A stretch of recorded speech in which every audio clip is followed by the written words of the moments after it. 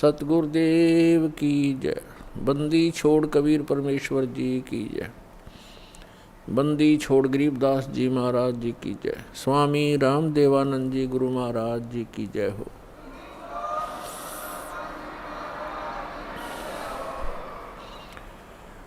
गरीब नमो नमो सतपुरुष को नमस्कार। गुरु की नहीं सुर नर मुनि जन साधुआं संतों सर्वसदी नहीं। सतगुरु साहेब संत सब डंडो तुम प्रणाम। आगे पीछे मज हुए तिनको जा कुर्बान। नराकार निर्विषम काल जाल भयभंजनम निर्लेपम निज निर्गुणम अकलनो बेसुंदनम।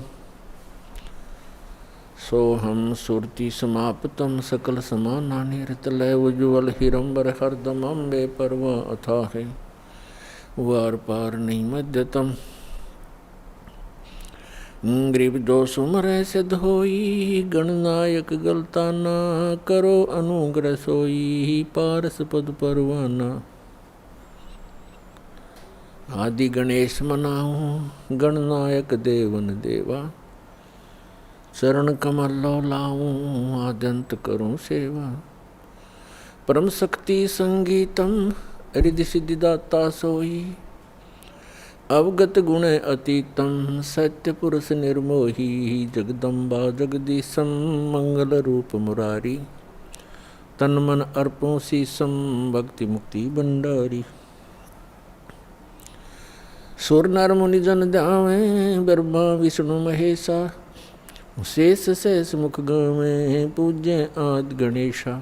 इंद्र कुबेर सरीखा वरुण धर्म राय ध्यावे।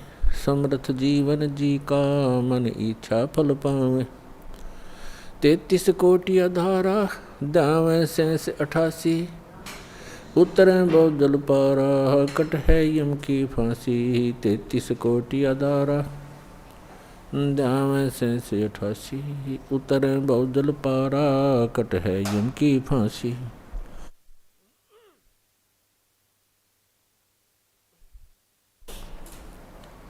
कर जोरूं विनती करूं धरूं चरण पर शीश।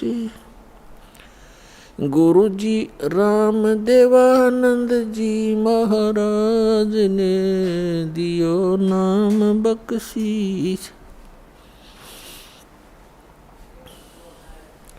कोटि कोटि सिजदा करूं कोटि कोटि प्रणाम। चरण कमल में राखियो मैं बांदी जाम गुलाम। कुत्ता हूँ गुरुदेव का रामपाल दास का नाम। गले प्रेम की जेवड़ी जाखें चोहा जाऊं मैं। तो करो तो बावड़ू दूर दूर करो तो जाऊं। जो राखो त्यों ही रहूं जो देवो सो खाऊं। जय इब कै सतगुरु मिले सब दुख आँखों रोए। चरणों पर शीश धरूं कहूँ जो कहनी हो। कबीर साईं मिलेंगे पूछेंगे कुशलोत। आदि अंत की सब कहूँ अपने दिल की बात। गुरु जी तुम ना भूलियो चाहे लाख लोग मिल जाएं। हमसे तुमको बहुत है तुम जैसे हमको नहीं। तुमरे विसारे क्या बने मैं किसकी शरण में जाऊं। शिव ब्रंच मुनि नारदा तिनके हृदय न समाऊं। अवगुण किए तो बहुत किए, करत न मनी हार। बावे बंदा बख्श दियो, बावे गर्दन तोर। अवगुण मेरे बाप जी, बख्शो गरीब नवाज। जो मैं पूत कुपूत हूँ, बोहड़े पिता को लाजी। मैं अपराधी जन्म का, नख सिक भरे विकार। तुम दाता दुख भंजना, मेरी करो सुमर। सूरत करो मम साइया, हम हैं भवजल माही। आप ही बह जाओगे जो, तुम न पकड़ोगे बाँ।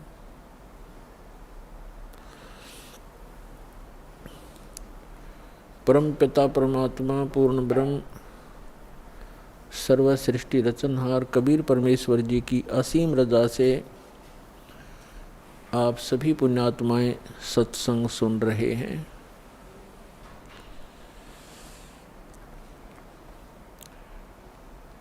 सत्संग उन्हीं पुण्यात्माओं को प्राप्त होता है जिन पर परमेश्वर की असीम रजा होती है।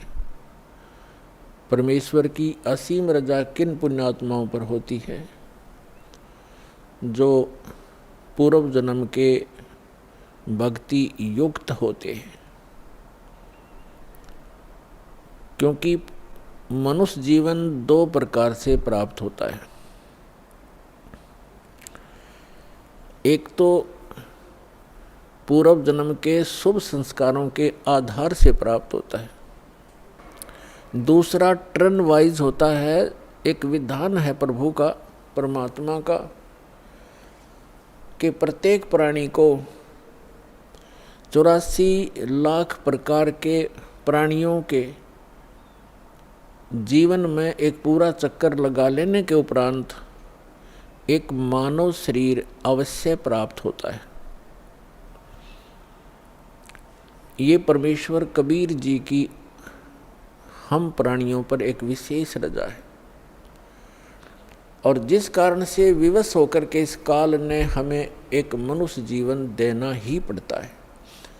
और वो मानव शरीर ही हमारे लिए एक गोल्डन चांस होता है, एक स्वर्ण अवसर होता है शुभ कर्म करने का, दान धर्म करने का और मोक्ष प्राप्त करने का। और मानव शरीर प्राप्त करके भी हम मोक्ष प्राप्ति नहीं करते तो भारी भूल है प्राणी की। उसका कारण क्या है? उसका कारण ये है कि जो मानव शरीर प्राप्त प्राणी जो पूर्व जन्म के संस्कार से मानव शरीर प्राप्त किए हुए हैं, वो परमात्मा की भक्ति के लिए अवश्य कहीं ना कहीं जुड़ जाते हैं। चाहे वो अपनी परंपरागत साधनाएं करें या कोई गुरु बना करके उसके बताए अनुसार भक्ति करें, वो भक्ति के बिना, भगवान के बिना वो रह नहीं सकते। चाहे वो दुख में सुमरन कर रहे हों, चाहे वो सुख में कर रहे हों। और दूसरी प्रकार के जो प्राणी होते हैं, टर्न वाइज, यानी नंबर 84 लाख योनियों में कष्ट उठा करके वो फिर मानव शरीर जो प्राप्त किए हुए होते हैं वो भक्ति नहीं करते। उनका स्वभाव पशुओं जैसा ही होता है, बकवाद करना, शराब पीना, मांस खाना, झगड़े करना, बेमतलब किसी के साथ खसना। जैसे पशु जा करके दूसरे को बेमतलब टक्कर मार देते हैं, झगड़े बढ़ जाते हैं, तो वो प्राणी उस टाइप के ही झगड़े करवाते हैं। शांति प्रिय घर में भी वो आग लगा देते हैं। तो जो पुण्यात्माएं परमात्मा के लिए लगी हुई हैं और वो साधना गलत कर रहे हैं, श्रीमद् भगवत गीता अध्याय नंबर 16 के श्लोक नंबर 23 और 24 में प्रमाण है कि शास्त्र विधि को त्याग कर जो मनमाना आचरण करते हैं, मनमानी पूजाएं करते हैं, जो शास्त्रों में प्रमाणित नहीं है वो साधनाएं करते हैं, उनको न तो कोई सुख प्राप्त होता है, न कोई सिद्धि प्राप्त होती है, और न ही उनकी परम गति होती है। अर्थात व्यर्थ, यूजलेस है वो साधनाएं। जो साधक शास्त्र विधि त्याग कर, चाहे वो स्वयं साधना कर रहे हैं या किसी नकली डुप्लीकेट गुरु बनाकर वो उनके बताए अनुसार शास्त्र विरुद्ध साधना कर रहे हैं, तो वो अपना जीवन नाश कर रहे हैं। और जो सीधे ही 84 लाख योनियों से निकलकर मनुष्य शरीर प्राप्त करते हैं, वो तो भक्ति करते ही नहीं, उनका तो वैसे ही जीवन नाश हो ही रहा है। तो इसके लिए सत्संग की आवश्यकता पड़ती है, और सत्संग का अर्थ होता है यथार्थ अध्यात्म ज्ञान। और यथार्थ अध्यात्म ज्ञान केवल परमात्मा ही बता सकता है। अपने द्वारा रची हुई सृष्टि को वही बता सकता है। अन्य चाहे कोई ऋषि है, महर्षि है या देव है, वो केवल अटकलबाजी ही लगा सकता है। जैसे साइंटिस्ट हैं, ये पहले देव आत्माएं थी, उस शरीर को भोग कर ये मनुष्य शरीर में आ गए हैं। अब ये जो ट्राई कर रहे हैं, ये केवल अटकलबाजी ही लगा सकते हैं, परमात्मा के विधान को ये जान नहीं सकते। ठीक इसी प्रकार जो ऋषि महर्षियों ने साधनाएं की, अभ्यास किए, मेडिटेशन हठ योग किए, उनको जैसी उपलब्धि हुई, जैसे आजकल साइंटिस्ट ट्राई कर रहे हैं, ऐसे ही ऋषियों ने ट्राई किया था। तो वो भी सिर पटक कर बैठ गए, उनको कुछ हासिल नहीं हुआ। अंत में ऊट पटांग व्याख्या बना करके सब मानव को संतुष्ट कर दिया। इसी प्रकार ये साइंटिस्ट कुछ दिनों में अपना जो निष्कर्ष है निकाल कर फाइनल कर देंगे, पर परमात्मा के विधान को परमात्मा ही बता सकता है, जीव नहीं जान सकता। तो वो परमात्मा अपने विधान और सत्संग को सुनाने के लिए स्वयं ही आते हैं। ये हमारे सदग्रंथ भी प्रमाणित करते हैं, क्योंकि जैसे पवित्र वेद है, ये गॉड गिवन स्पिरिचुअल नॉलेज है, परमात्मा का दिया हुआ अध्यात्म ज्ञान है, चारों वेद। और पांचवा वेद नष्ट कर दिया गया यहाँ के स्वामी द्वारा। यहाँ का स्वामी कौन है? वो ब्रह्म है, जिसको ज्योत स्वरूपी निरंजन अर्थात काल भी कहते हैं। इसको ये डर बना रहता है कि कहीं मेरे अंतर्गत जितने भी ये प्राणी फंसे हुए हैं, इनको परमात्मा का वास्तविक ज्ञान ना हो जाए। यदि इनको वास्तविक ज्ञान हो गया और जो सुख में सथल है, सत्यलोक अविनाशी परमात्मा का जो शाश्वत स्थान है, जहाँ कोई दुख नहीं, वहाँ वृद्ध अवस्था और मृत्यु नहीं, इसको डर बना रहता है कि यदि इनको उस स्थान का पता लग गया तो यहाँ कोई नहीं रहेगा। जिस कारण से ये कुछ पुण्य आत्मा होती हैं, उनको यहाँ भेज देता है, उनको गुरु पद प्राप्त करवा देता है। फिर वो शास्त्र विरुद्ध साधना बता के पूरे मानव मात्र को भ्रमित कर देते हैं। उसके लिए परमात्मा आते हैं। जो पवित्र चारों वेद हैं, ये गॉड गिवन है, कबीर गॉड गिवन, कबीर परमात्मा के द्वारा दिया हुआ ज्ञान है। तो इस काल ने पांचवा वेद समाप्त कर दिया, जिसको सूक्ष्म वेद कहते हैं, जिसको तत्व ज्ञान कहते हैं। उसकी पूर्ति के लिए, उसके अभाव से जो हम यहाँ भटक रहे हैं, उसकी पूर्ति के लिए परमात्मा स्वयं आते हैं। परमात्मा को आज तक जितने भी ऋषि महर्षि, जितने भी धर्म ग्रंथ हैं, जितने भी ऋषि महर्षि हैं, उन्होंने निराकार बताया है कि उसका कोई आकार नहीं है। और जितने भी हमारे धर्म ग्रंथ हैं, उन्होंने परमात्मा को साकार बताया है, नर आकार बताया है, सहशरीर बताया है, उसका नाम कबीर बताया है। तो ब्रह्मा जी भी अपनी माता दुर्गा जी से कहते हैं कि माता जी, जब मैं वेद पढ़ता हूँ और फिर आपका अनुभव सुनता हूँ, और मैं भी अभ्यास करके जो अनुभव करता हूँ उसमें बहुत विरोधाभास है, वो कुछ विपरीत ही ज्ञान है और हमारा जो अनुभव है वो उसके विपरीत है। तो दुर्गा जी को भी सख्त हिदायत है इस काल भगवान की, क्योंकि ये इसकी पत्नी है ब्रह्म की। इसको सख्त हिदायत है कि वास्तविक जानकारी उस परमात्मा की कभी नहीं बताना। तो ये भी अपने पुत्रों को यथार्थ ज्ञान ना बता करके इसी की महिमा सुनाती है कि वो तो निराकार है, वो सामने आता नहीं, वो कभी दिखाई नहीं देता। और वेदों में परमात्मा को नर आकार लिखा है, सहशरीर लिखा है, और ऊपर बैठा ऊपर के लोक में जैसे राजा विराजमान होता है, सिंहासन के ऊपर सिर पे मुकुट होता है, सिर पर मुकुट है परमात्मा के सफ़ेद कलर का, और ऊपर एक छत्र है मालिक के, बहुत चमक है उसमें। जैसे यहाँ झिलमिल झिलमिल होती है, ऐसे उस परमात्मा के मुकुट और छत्र के अंदर झिलमिल होती है। कभी उसका सुनहरी रंग बन जाता है, कभी वाइट बिल्कुल सफ़ेद कलर हो जाता है।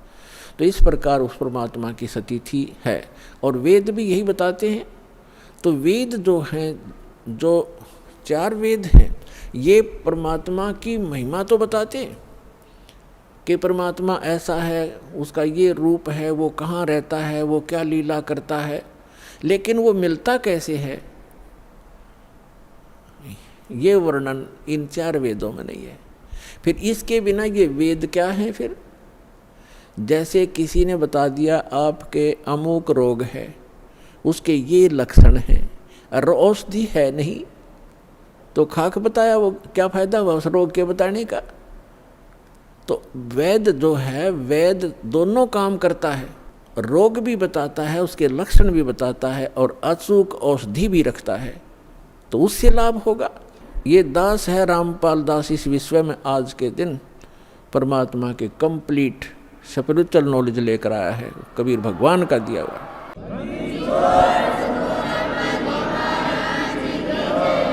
और परमात्मा स्वयं आते हैं, वो ज्ञान देते हैं। जैसे ऋग्वेद मंडल नंबर 9 सूक्त नंबर 86 के 86 के मंत्र 26 और 27 में, ऋग्वेद मंडल नंबर 9 सूक्त 54 के मंत्र 3 में, ऋग्वेद मंडल नंबर 9 सूक्त 82 के 82 के मंत्र नंबर 1, 2, 3 में, ऋग्वेद मंडल नंबर 9 सूक्त 94 के मंत्र 1 में, ऋग्वेद मंडल नंबर 9 सूक्त 95 के मंत्र 2 में, ऋग्वेद मंडल नंबर 9 और सूक्त 20 मंत्र 1 में, ऋग्वेद मंडल नंबर 9 सूक्त 1 मंत्र 8 और 9 में, ऋग्वेद मंडल नंबर 9 सूक्त 96 यानी 96 के मंत्र 16 से लेकर 20 में, और भी अनेक स्थानों पर ये स्पष्ट किया हुआ वेदों में कि वो परमात्मा ऊपर के लोकों में रहता है,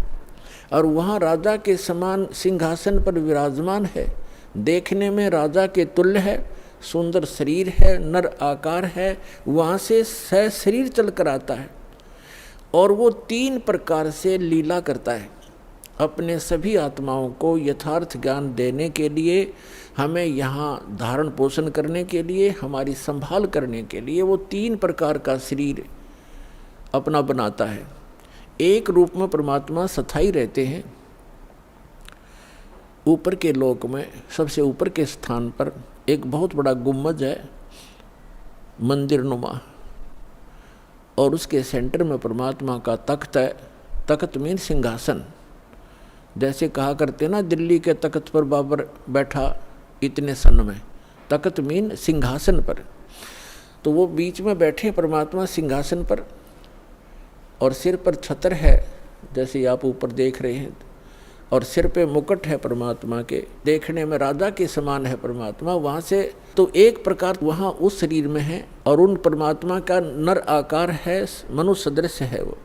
उनके एक रोम में, एक रोम कहते हैं बाल में, एक रोमकूप समझो, एक रोमकूप में करोड़ों सूर्य मिला दे और करोड़ चंद्रमा की रोशनी, दोनों मिला करके मिली जुली रोशनी भी एक रोम के बराबर नहीं है। शोभा है परमात्मा के शरीर की, इतनी शोभा है। और वही परमात्मा अपना अन्य रूप धारण करके दो और स्थिति मेंटेन करता है। एक तो प्रत्येक युग में, सतयुग, त्रेता, द्वापर और कलयुग में, प्रत्येक युग में एक लीला करता है, ऊपर के अपने लोक से आता है, अन्य रूप धारण करता है। और एक कमल के फूल के ऊपर, कमल का फूल जल में होता है, कमल के फूल के ऊपर आकर के परमात्मा विराजमान हो जाते हैं नवजात शिशु के रूप में। और वहाँ से उनको निसंतान दंपति उठा ले जाते हैं और धीरे धीरे परमात्मा एक लीला में शरीर से अपने लीला करते हुए बड़े होते हैं। एक जन साधारण जैसी भूमिका करते हैं, अपने हाथों से निर्वाह करके वक्त अनुसार, योग अनुसार जैसे भी उस समय क्रियाएं होती हैं, अपना एक आम नागरिक की तरह, एक भक्त की तरह रहते हुए अपना जीवन व्यापन करते हैं, अपना निर्वाह करके दिखाते हैं। और फिर वो धीरे धीरे बालक रूप थोड़ा सा बड़े होते हैं, 5-4 वर्ष की आयु में ही बड़े बड़े विद्वानों को अध्यात्म ज्ञान में पराजित कर देते हैं, उनके छक्के छुड़ा देते हैं। फिर वो बड़े होकर के तत्वदर्शी संत कहलाते हैं, अपनी महिमा आप ही बताते हैं। अपनी महिमा को वो लोकोक्तियों के माध्यम से, दोहों के माध्यम से और शब्दावली के माध्यम से, यानी पद्य भाग में सुनाते हैं, जिस कारण से वे एक कवियों में से भी एक प्रसिद्ध कवि की पदवी प्राप्त करते हैं, लेकिन वो होते हैं परमात्मा। क्योंकि कवियों के ज्ञान में, उस ज्ञान से पता चलता है, कवि अपने स्तर की केवल एक पोइम बना सकते हैं, अध्यात्म ज्ञान नहीं बता सकते। और कबीर परमात्मा को कवि कहने लगे हम अज्ञानता से। उन्होंने जो ज्ञान दिया है वो 4 वेद, 18 पुराण, 6 शास्त्र, महाभारत, श्रीमद् भगवद गीता, कुरान और पुराण बाइबल, इन सभी का एक मिला जुला ज्ञान है। जो उनके अंदर ज्ञान है वो तो ज्ञान इसमें है ही है, परमात्मा के द्वारा दिए ज्ञान में। जो उनके अंदर ज्ञान उपलब्ध नहीं है, जो भक्ति विधि नहीं है और वो तत्व ज्ञान नहीं, वो भी बता रखा है। तो वो परमात्मा थे, भले ही हम उनको कवि कहने लगे। तो जिस प्रकार परमात्मा दूसरी प्रकार की जो स्थिति है, प्रत्येक युग में एक बालक रूप धारण करते हैं, धीरे धीरे बड़े होते हैं। तो उस समय जब वो बालक रूप में प्रकट होते हैं, ये भी एक उनका उन भगवान के पहचानने के लक्षण हैं कि वो बचपन में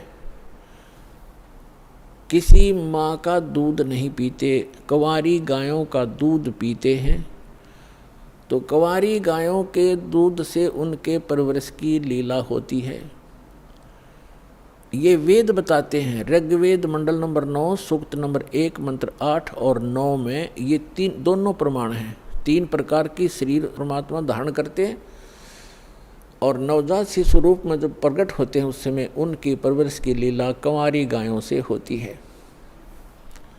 और परमात्मा कबीर जी ने 600 वर्ष पहले जब वो आए थे, ये लीला की थी। उन्होंने यही लीला की थी। 25 दिन के हो गए थे, कुछ आहार किया नहीं, माता पिता चिंतित हो गए। तब भगवान शिव आए शिवपुरी से, कबीर परमात्मा के आदेश से। क्योंकि यहाँ के जैसे एक प्रांत के मंत्री होते हैं, तो जैसे प्रधानमंत्री यहाँ आएगा तो उसकी व्यवस्था यहाँ के मुख्यमंत्री और मिनिस्टर वही करवाते हैं, आगे खड़े हो जाते हैं। तो इस प्रकार ये यहाँ के मंत्री हैं। श्री ब्रह्मा जी रजोगुण विभाग के, श्री विष्णु जी सतोगुण विभाग के और श्री शिव जी ये तमोगुण विभाग के। जो नीरू और नीमा नाम के जो जुलाहा थे, वो उसी जन्म में ब्राह्मण थे गौरी शंकर और सरस्वती उनका नाम था। मुसलमानों ने उनको ज़बरदस्ती बाई फोर्स उनको मुसलमान बना दिया था। हिंदुओं ने उनको अपने जाति से अलग कर दिया था। तो पहले वो उनकी रोजी रोटी कथा करके प्राप्त उस दक्षिणा से चला करती थी, वो बंद होगी। इसलिए उन्होंने जुलाहे का कार्य शुरू किया था और जिस कारण से वो जुलाहा कहलाए। तो वो शिव के पुजारी थे ब्राह्मण, जब वो ब्राह्मण थे, लेकिन भले ही मुसलमान बन गए थे, लेकिन भगवान शिव की याद उनको फिर भी सता रही थी। तो भगवान शिव से उन्होंने अर्ज की थी, नीरू और नीमा ने, कि हे भगवान, हे शिव जी, पहले तो हमारे कोई संतान नहीं थी, आपने दया बख्शी, कमल के ऊपर ये बालक दे दिया, अब ये खा कुछ नहीं रहा, 25 दिन हो गए, उसके मुंह की तरफ देख रहे हैं, रो रहे हैं। तो तब परमात्मा की प्रेरणा से भगवान शिव वहाँ आए और परमात्मा को गोदी में लेकर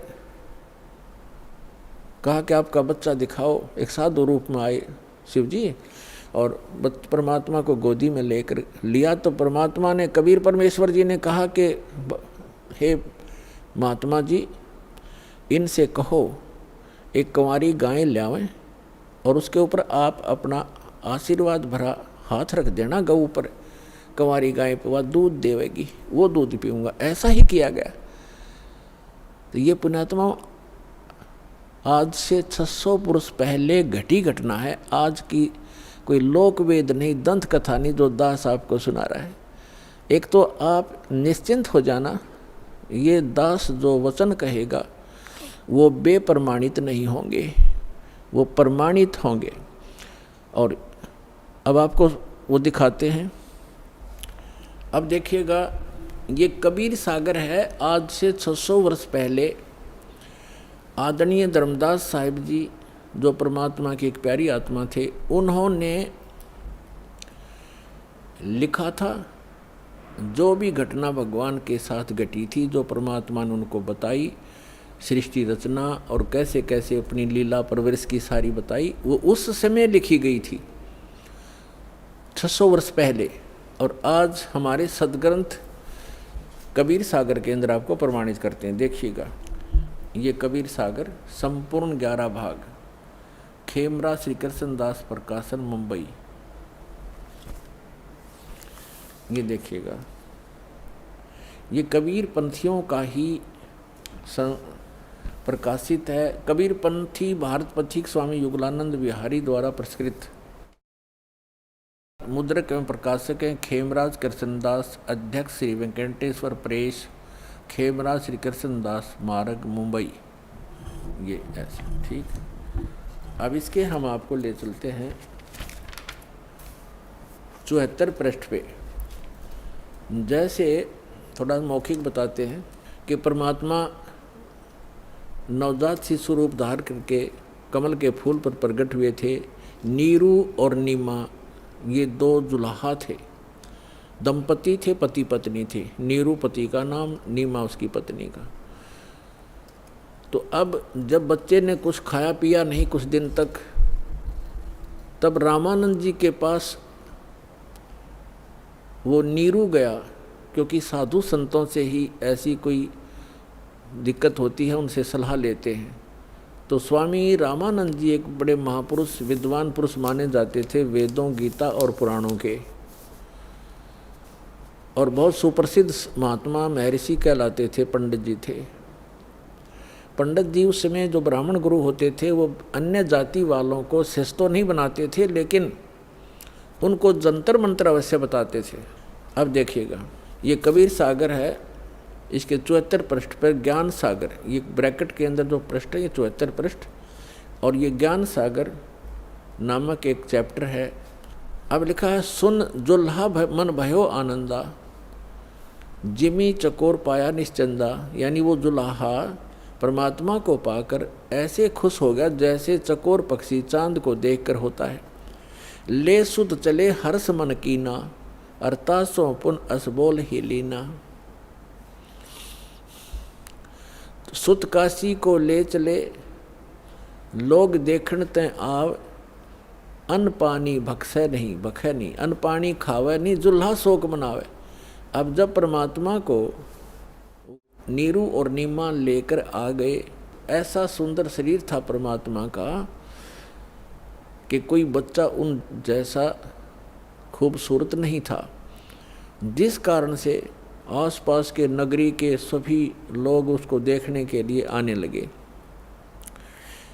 और नीरू और नीमा को चिंता बनी हुई थी कि बालक कुछ खा नहीं रहा, ये कुछ दिन का ही मेहमान है, वो इससे दुखी थे। देखिएगा, सुत काशी को ले चले, लोग देखण तै आव, अन्न पानी भक्षय नहीं, दुल्हा शोक मनावे। कुछ खा नहीं रहा इसलिए दुल्हा दुखी हो रहा था। तब दुल्हा मन कीन तिवाना, रामानंद सो कही उत्पाना। स्वामी रामानंद जी के पास जाकर सारा कुछ कहानी बताई। मैं सुत पायो बढ़ा गुणवंता, कारण कौन बखे नहीं संता। कि हे महात्मा जी क्या कारण है, वो कुछ खा नहीं रहा। रामानंद ध्यान तब धारा, दुल्हा सो तब वचन उचारा। ये बात कही दुल्हाए को, पूर्व जन्म में ते ब्राह्मण जाति, और हर सेवा की नहीं बलबाती। कुछ तब सेवा हर की चूका, ताते भयो दुल्हा का रूपा। प्रीति प्रभु गह तोर लेनी, ताते उद्धान में सुत तो दीना। तो पिछले जन्म में ब्राह्मण था, तो कोई भगवान की भक्ति भूल गया, कोई चूक पड़ गई तेरे ते, जिस कारण से तू ब्राह्मण से दुल्हा बन गया। और तेरी उस प्रीति को देखकर भगवान ने आपको जंगल में ये पुत्र दे दिया। प्रीति प्रभु गह तोर लीना, ताते उद्धान में तो सुत तो दीना। अब ये नूरी नहीं है, नीरू है, ये मिसप्रिंट है कई जगह। हे प्रभु जस किन्हो तस पायो। अब वो नीरू कहता है दुल्हा कि मैंने जैसा किया था वो तो मुझे मिल गया, और आर्त हो तो दर्शन आया, संकट में मैं तेरे पास आया हूँ। असो कहिए उपाय गुसाई, बालक अक्सुदावंत कुछ खाई। रामानंद अस युक्ति विचारा, तुम सुत कोई ज्ञानी अवतारा। आपका पुत्र कोई विद्वान पुरुष है। बछिया जाही बैल नहीं लागा, सोले ठाड करते यागा। कहते एक बछिया ले आओ जिसको बैल ने टच ना किया हो, यानी कंवारी, अनटच्ड कंवारी। बछिया जाही बैल नहीं लागा, सोले ठाड करते ही आगा। उसके सामने खड़ा कर दो, उस बच्चे के सामने कंवारी गाय ला के। दूध चले ते थन तय, दूध ही देव छिपाई। और अक्सुदावंत होवे ताको देखवाई, फिर उसको पिला देना।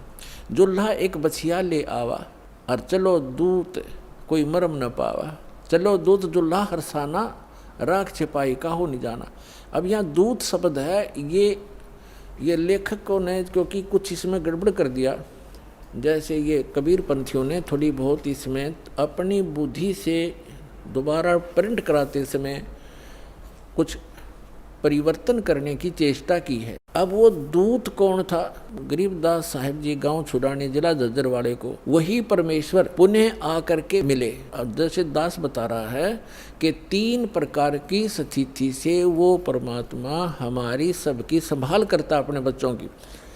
और वही ऋग्वेद मंडल नंबर 9 सूक्त 1 मंत्र 8 में प्रमाणित है कि वो परमात्मा 3 प्रकार से के शरीर धारण करता है हम सबका धारण पोषण करने के लिए, हमें संभालने के लिए।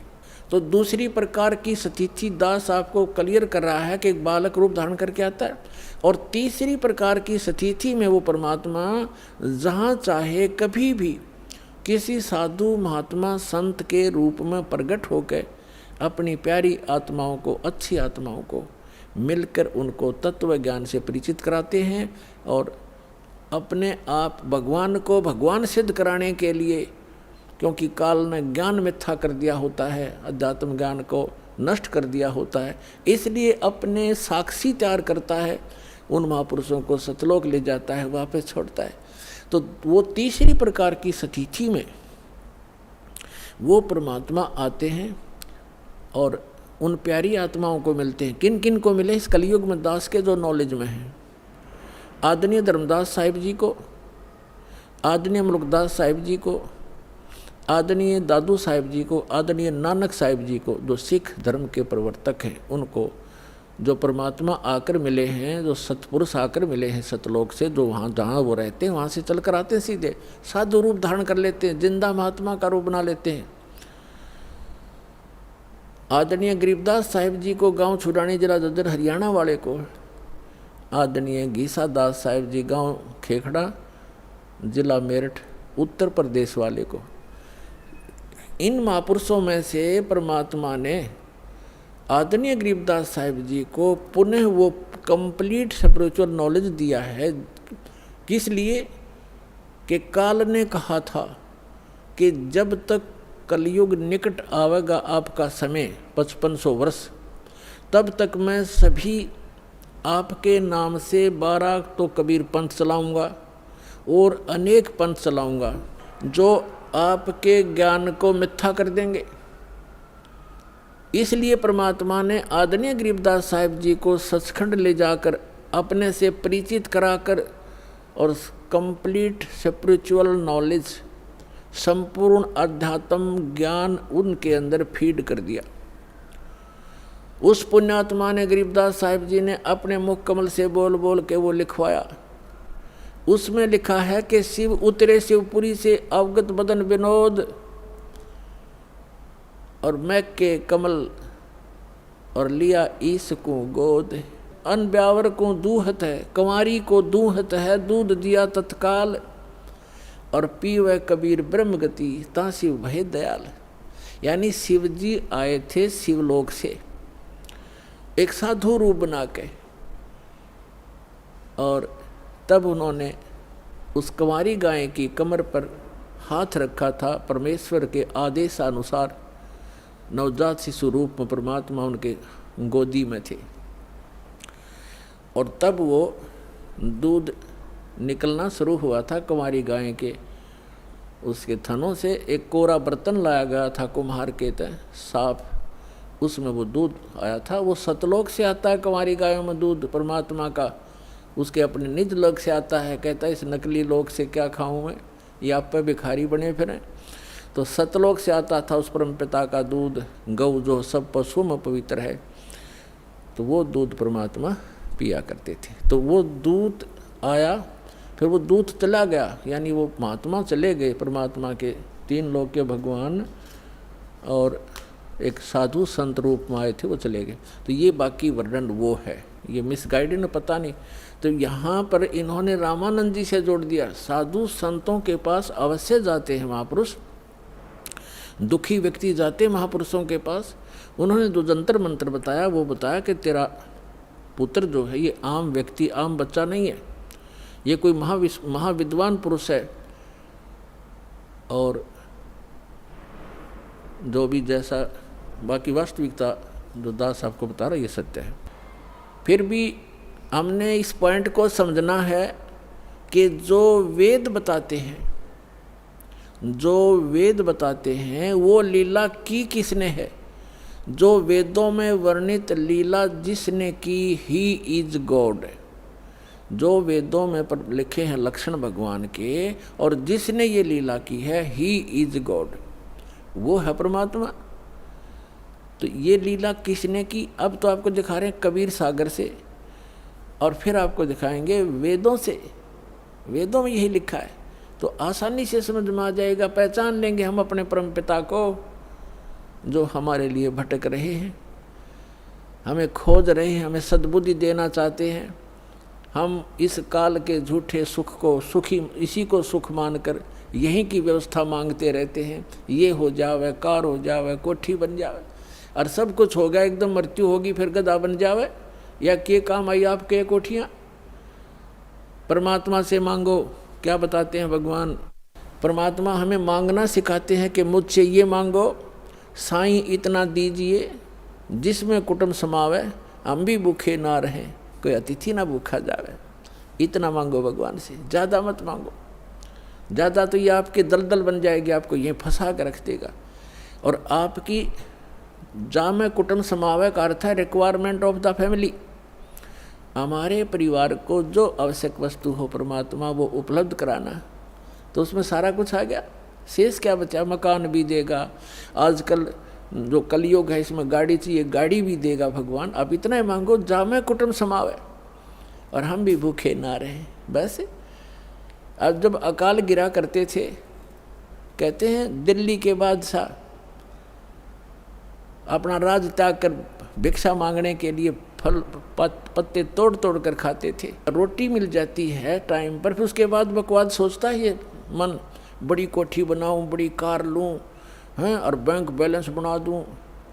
बैंक बैलेंस बनाना था भक्ति का और धर्म का, वो हम भूल गए। तो उसको बताने के लिए परमात्मा थे। जो प्रकरण चल रहा है हम उस पर चलते। अब इसमें ये सिद्ध हो गया कि कबीर परमात्मा जब बालक रूप में आए, उनके शिशु रूप में प्रगट परमात्मा की परवरिश की लीला कंवारी गायों से हुई। ये तो प्रमाण हुआ कबीर सागर में। ये कोई आज का लिखा हुआ नहीं है। 600 वर्ष पहले जो परमात्मा आए थे उसी समय आदरणीय धर्मदास साहिब जी का लिखा हुआ है और कबीर पंथियों के द्वारा सुरक्षित है। अब हम आपको दिखाते हैं वेद क्या बताते हैं परमात्मा के विषय में, वो कैसी लीला करता है। यदि वेदों का अनुवाद ये दास करता, वही करना था जो इन चंद श्लोकों में उन लोगों ने किया है जो भगवान को निराकार मानते हैं। उनकी फाइनल है ये, उनका किनका? आर्य समाज वालों का, महर्षि दयानंद और उनके चेलों का। ये फाइनल फैसला है कि भगवान निराकार है, उसका कोई शरीर नहीं है, उसका कोई बॉडी नहीं है। और वेद भी उन्हीं के द्वारा अनुवादित हैं। ये चंद श्लोकों में परमात्मा ने उनकी दुर्बुद्धि पर पत्थर डाल दिए और एजिटिज अनुवाद करवा दिया जो वेद का होना चाहिए था। थोड़ा बहुत उन्होंने गड़बड़ी की है, वो आप बुद्धिमान समाज आसानी से समझ सकता है। परमात्मा के द्वारा दिए गए तत्व ज्ञान से उसको आसानी से समझ सकते। तो देख कमाल की बात है, आपके ऊपर रहम है दाता का कि उन्हीं के द्वारा अनुवादित में ये स्पष्ट है कि परमात्मा मनुष्य सदृश है, वहाँ से चल कर आता है और वो एक पुण्य आत्माओं को मिलता है, अच्छी आत्माओं को मिलता है। और किस लिए मिलता है? उनको उपदेश देता है, उनको तत्व ज्ञान सुनाता है। और वो क्या लीला करता है ये देखिएगा। अब ये आर्य प्रतिनिधि सभा यानी महर्षि दयानंद के चेलों द्वारा अनुवादित है, जो भगवान को निराकार मानते हैं। लेकिन वास्तव में वेदों में परमात्मा नर आकार है। नर माने मनुष्य जैसा, शरीर है। उसका नाम कबीर है और सतलोक से चल कर आता है। वहाँ जहाँ वो रहता है निज स्थान पर, सब भुवनों प्रिय, सब भुवनों के ऊपर के स्थान पर तिष्ठति, वहाँ बैठा है भगवान, राजा के समान देखने में है। वहाँ से चल कर आता है, 3 प्रकार से लीला करता है। जब द्वितीय प्रकार की लीला करता है, वो एक शिशु रूप धारण करके कमल के फूल के ऊपर, जल के ऊपर विराजमान होता है, जिस कारण से वो परमात्मा नारायण कहलाता है। नारायण का अर्थ होता है जल के ऊपर आके निवास करने वाला, आकर विराजमान होने वाला। और हम विष्णु जी को नारायण मान रहे थे, ये शेषनाग के ऊपर सोया करता, इसलिए नहीं। वो परमात्मा सतलोक से आता है, प्रत्येक बार यही लीला करता है और जल के ऊपर आकर विराजमान कमल के फूल पर होता है, इसलिए नारायण कहलाता है। तो वो नारायण है। और सत्यनारायण, सत्यनारायण का अर्थ होता है अविनाशी परमात्मा। सत्य माने अविनाशी, हम सत साहेब कहते हैं उसको, अविनाशी परमात्मा। तो अविनाशी परमात्मा कबीर जी हैं, श्री ब्रह्मा, श्री विष्णु, श्री शिव जी ये नासवान परमात्मा हैं, भगवान हैं, स्वामी हैं, प्रभु हैं। इनकी जन्म मृत्यु होती है। और इसका प्रमाण है श्री देवी भागवत यानी देवी महापुराण, गीता प्रेस गोरखपुर से प्रकाशित, सचित्र मोटा टाइप, 3रा स्कंद 123 पृष्ठ पर। भगवान विष्णु स्वयं कहते हैं अपनी माता से कि तुम शुद्ध स्वरूपा हो और ये सारा संसार तुम इसे उद्भासित हो रहा है। मैं ब्रह्मा और शंकर, विष्णु जी करे, आपकी कृपा से विद्यमान है। हमारा आविर्भाव माने जन्म और तिरोभाव माने मृत्यु हुआ करता है, हम अविनाशी नहीं है। और शंकर भगवान कहते हैं, हे माता, ब्रह्मा जी का जन्म आपसे हुआ तो क्या मैं तमोगुण लीला करने वाला शंकर आपका पुत्र नहीं हुआ? अर्थात मेरी भी आप ही जनक हैं, मैं आपका पुत्र हूँ और हम केवल नियमित कार्य ही करते हैं। हम तीनों गुणों से उत्पन्न है, रजगुण ब्रह्मा, सतगुण विष्णु, तमगुण शिव जी, और हम केवल नियमित कार्य ही कर सकते हैं। जिसके भाग्य में जैसा है वैसा ही दे सकते, उसमें कोई परिवर्तन नहीं कर सकते। श्री देवी महापुराण ने चंद श्लोकों में इन भगवानों की पूर्ण लीला तकरीबन सतीथि क्लियर कर दी, स्पष्ट कर दिया, सारे कंसेप्ट क्लियर कर दे। ये नासवान है, दुर्गा जी इनकी माता है, रजगुण ब्रह्मा, सतगुण विष्णु, तमगुण शिव जी यही हैं, और प्रकृति दुर्गा को कहते हैं, और ये केवल नियमित कार्य ही कर सकते। तो जो नारायण है वो परमात्मा है, वास्तव में कबीर साहब है जो ऐसी लीला करता है।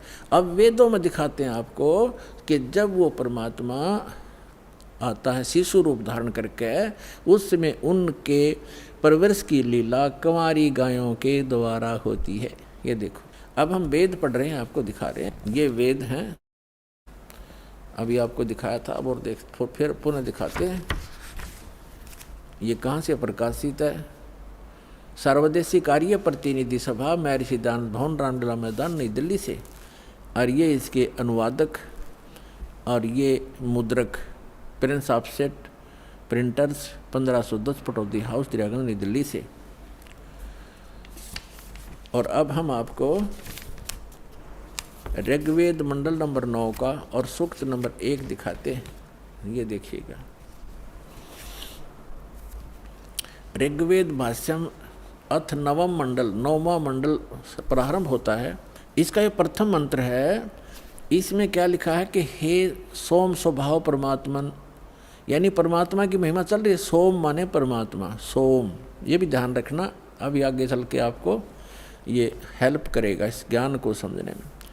ये 1 नंबर मंत्र, मंडल नंबर 9 सूक्त नंबर 1 का अब मंत्र नंबर हम दूसरा पढ़ रहे हैं। इसमें है हे परमात्मन आप, है ना, परमात्मा की महिमा चल रही है, ये ध्यान रखना।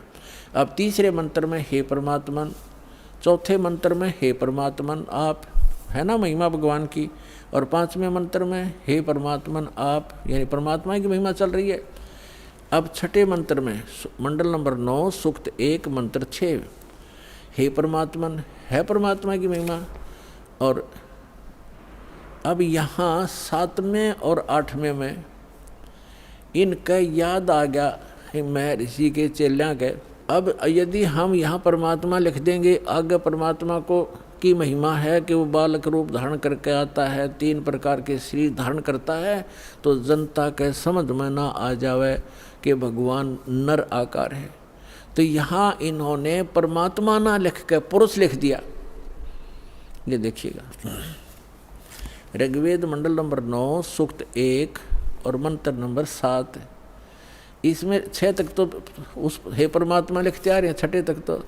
अब 7वें में इनकी बुद्धि फिर थोड़ी सी उकस गई, यहाँ लिख दिया तम उस पुरुष को, उस पुरुष लिख दिया, भगवान नहीं लिखा। अच्छा, यहाँ तीसरा फिर उस पुरुष को। अब ये पुरुष और कंसेप्ट क्लियर करना पड़ेगा, पुरुष माने परमात्मा होता है। अब देखो, महर्षि दयानंद के द्वारा ज्ञान दिया गया है कि परमात्मा निराकार है, और जिसको माना है आर्य समाज के व्यक्तियों ने, और पूरा विश्व ही माने बैठा है कि भगवान निराकार है। अब महर्षि दयानंद को हम छोड़ देंगे, क्योंकि हमने वेदों से प्रमाणित करना है कि वेद क्या कहते हैं। यजुर्वेद उन्हीं के द्वारा अनुवाद है, महर्षि दयानंद के द्वारा। यजुर्वेद अध्याय नंबर 40 के मंत्र नंबर 15 और 17 में ये कंसेप्ट कति क्लियर हो जाएगा। जैसे वेद ज्ञान परमात्मा ने दिया, उस पूर्ण परमात्मा ने इसके अंतःकरण में फीड कर दिया, उस मालिक ने जो इसमें लिखना था वो लिख दिया, ताकि हम आसानी से समझ सकें। जिसने आगे वेदों को फिर बताया है, दिया है, समझाया है, उसमें लिखा है कि वेद ज्ञान दाता ये कहता है। अब वेद ज्ञान दाता, अब ये यहाँ काल माना जाएगा ब्रह्म, क्योंकि इसने आगे प्रदान किए हैं और इसको भगवान उस परम पिता ने दिए हैं, इसलिए ये गॉड गिवन है। और आगे जो इसने दिया है वो इस ब्रह्म के द्वारा दिए गए, इसलिए ये ब्रह्म गिवन भी कहे जाते हैं, गीता और ये दोनों वेद। तो यहाँ 40वें अध्याय के 15वें श्लोक में ये खुद कहता है कि मेरा ते को नाम है, और 17वें में भी यही स्पष्ट करता है कि मेरा तेक ओम नाम है, और वो परमात्मा गुप्त है, वो पुरुष माने परमात्मा पूर्ण ब्रह्म ऊपर रहता है, वो गुप्त है। ये देखना, यजुर्वेद उठा लिया, ऋग्वेद रख दिया, और महर्षि दानव सरस्वती ये वही है सार्वदेशिक कार्य प्रतिनिधि सभा, महर्षि 2/5 महर्षि दानव भवन, रामलीला मैदान, नई दिल्ली से। यजुर्वेद आर्य भाष्य, महर्षि दानव सरस्वती, मुद्रक है Prince offset printers 1510 Pataudi house Daryaganj, नई दिल्ली से। ये यहाँ से छपा है। यजुर्वेद का अंतिम अध्याय है 40वां। इसमें टोटल 40 अध्याय हैं, 40 ओनली, और इसमें 40वें अध्याय में 17 मंत्र हैं, और इसमें पूरे यजुर्वेद का लगभग निष्कर्ष है। अब देखो, ये यजुर्वेद अध्याय नंबर 44 40वां अध्याय है। 40वें अध्याय का ये 15वें मंत्र में वेद ज्ञान दाता कहता है कि वायु अनिलम अमृतम अथिदम भस्मांतम शरीरम ओम करतो समर किलबे समर करतुम समर। ओम नाम का जाप काम करते करते सिमरण करो। कलबे माने कलबलाहट के साथ, कसक के साथ एक स्मरण करो, और कर्तुम माने अपना मूल कर्तव्य जानकर मनुष्य जीवन का ओम नाम का सिमरण करो। ये तो ब्रह्म तक की साधना है। और वायु अनिलम अमृतम अथिदम भस्मांतम शरीरम, यानी जब आपके प्राण समाप्त होंगे उस समय इस ओम नाम के जाप से जितना अमृतम अमृतो यानी आपको जितनी गति होनी है वो मिलेगी। अब इसका प्रमाण आपने श्रीमद् भगवत गीता अध्याय नंबर 8 के श्लोक नंबर 13 में मिलेगा कि गीता ज्ञान दाता भी ये ब्रह्म ही है। श्री कृष्ण जी में प्रवेश करके बोल रहा है, ये कह रहा है कि ओम इति एकाक्षरम ब्रह्म व्यवहारण माम अनुसमरण यह प्रयाति तजन देहम स याति परमाम गतिम। माम ब्रह्म, मुझ ब्रह्म का। अब यहाँ ये भी कंसेप्ट क्लियर करना पड़ेगा। पुण्यात्माओं, आज तक ये लोक वेद दंत कथा सुनते सुनते हम बहरे हो गए और हम ढीठ हो गए, उस ज्ञान को कति कंप्लीट मान बैठे। जो हमने सुना वो फाइनल है, और सभी भ्रमित है, कोई स्थिर नहीं है। किसी को भी कोई कुछ कह देता वो भी हाँ ठीक ऐसा भी है, ऐसा भी है, क्योंकि हम स्वयं अपने सदग्रंथों से परिचित नहीं। और दास का उद्देश्य है कि आपको अपने ही सदग्रंथों से परिचित करा के इनका मास्टर बना दूं, ताकि आप भ्रमित ना हो। जैसे श्रीमद् भगवत गीता अध्याय नंबर 2 के श्लोक नंबर 53 में कहा कि अर्जुन, जब भिन्न भिन्न प्रकार के भ्रमित करने वाले वचनों से ज्ञान से आपकी बुद्धि हटकर एक परमात्म ज्ञान पर स्थिर हो जाएगी, उस परमात्मा के ज्ञान पर स्थिर हो जाएगी, तब तू योग को प्राप्त होगा, तब तो तू भगत बनेगा, यानी भक्ति योग्य होगा। तो जब तक आप भ्रमित हैं, कोई कुछ कह देता वो भी ठीक, वो कहता वो भी ठीक, तो तब तक आप भक्त नहीं बन सकते, आप सफल नहीं हो सकते। तो दास चाहता कि आपकी ये सारी भ्रमणा और अज्ञान मिटा के एक परमात्म उस तत्व ज्ञान पर स्थिर कर दूं, जिसके लिए आपको परमात्मा ने शिक्षित बनाया, आपके ऊपर रहम किया। और दूसरा रहम ये किया कि ये इंस्ट्रूमेंट, ये उपकरण बनवा दिए इलेक्ट्रॉनिक, ये प्रोजेक्टर, सीडी, टेलीविज़न मीडिया, जो इलेक्ट्रॉनिक मीडिया, ये आपके लिए तैयार करवाया परमात्मा ने कि आज घर बैठे आप सत्संग समझ सकते हो, वेदों को जान सकते हो, और सभी सदग्रंथों को आप समझ सकते हो। और जब तक आप स्वयं अपनी आँखों से सदग्रंथों को नहीं देखोगे, नहीं जानोगे, तो ये काल के जितने भी भ्रमित करने वाले संत भेजे गए हैं, ये आपको ऐसे ही मिसगाइड करके उद्देश्य से वंचित कर देंगे। तो अब दास चाहता कि इनकी दाल नहीं गलेगी। आप शिक्षित हैं, बेटा बेटी भाई बहन सब शिक्षित हैं, और सदग्रंथ हमारे पास है। तो अब एक ये समझो कि आपका जीवन का उद्देश्य क्या है, ये समझ में आओगा सत्संग से। जीवन, मनुष्य जीवन का उद्देश्य केवल मोक्ष कराना है, या कोठी बनाना, बंगले बनाना, कार खरीद कर रख देना, ये नहीं है। ये तो एडिशनल है, बाई प्रोडक्ट है भक्ति का, जो दास आपको भक्ति देगा परमात्मा की दी हुई। इस साधना से आप जो सुख वैसे सारा जीवन खोजने में लगे रहते हो, प्राप्त करने में, वो नहीं मिलते। तो इस भक्ति का वो बाई प्रोडक्ट है, वो तो आपको वैसे ही मिलेंगे जैसे किसान गेहूं बीजता है। उसका उद्देश्य भूस बनाना नहीं होता, उसका उद्देश्य कनक लेना होता ताकि जीवन रक्षा हो, और भूस तो अपने आप बन जाता है। भूस तो अपने आप बनता हो तो बनेगा ही बनेगा।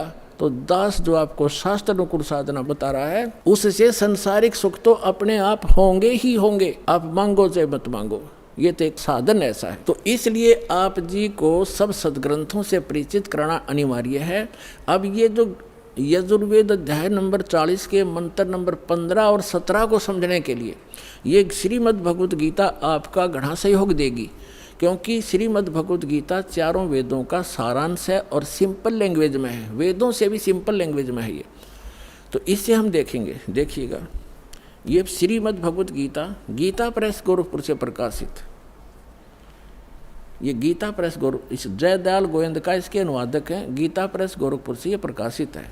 अब आपको दिखाते 8वें अध्याय का 13वां श्लोक, ये देखिएगा, अध्याय नंबर 8 और श्रीमद् भगवत गीता अध्याय नंबर 8 और श्लोक नंबर ये 13 है। हम संस्कृत पढ़ेंगे, हम पढ़े हैं, शिक्षित हैं, हम पढ़े लिखे हैं। ओम इति एकाक्षरम ब्रह्म व्यवहारण माम अनुसमरण ये प्रियाति तदंदेहम स याति परमाम गतिम।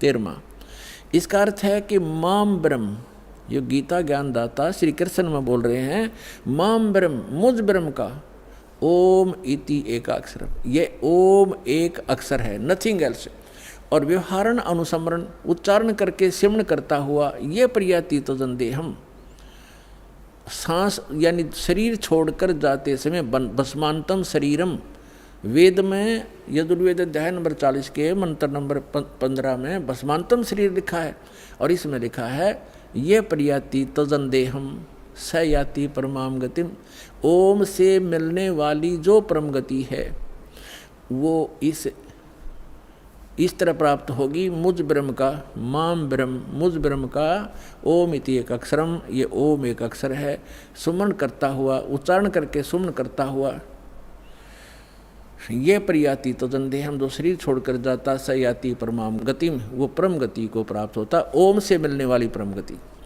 ओम से मिलने वाली कौन सी परम गति है? ब्रह्मलोक प्राप्त होता है, क्योंकि ये ब्रह्म का सिमरण है, मंत्र है। और 8वें अध्याय के 16वें श्लोक में गीता जी में लिखा है कि ब्रह्मलोक में गए हुए प्राणी भी पुनर्जन्म मृत्यु में आते हैं, वो भी पूर्ण मोक्ष प्राप्त नहीं करते। लेकिन ये कंसेप्ट जो आज इतना ही क्लियर करना था कि ये ओम मंत्र ये ब्रह्म का है, और गीता ज्ञानदाता 8वें अध्याय के 1 में अर्जुन ने प्रश्न किया कि आपने जो 7वें अध्याय के 29वें श्लोक में जिस तत्ब्रह्म की जानकारी दी है, वो तत्ब्रह्म कौन है कि जिसको जानकर प्राणी केवल जरा और मरण से यानी बुढ़ापे के दुख और मृत्यु से छूटने का ही प्रयत्न करते हैं।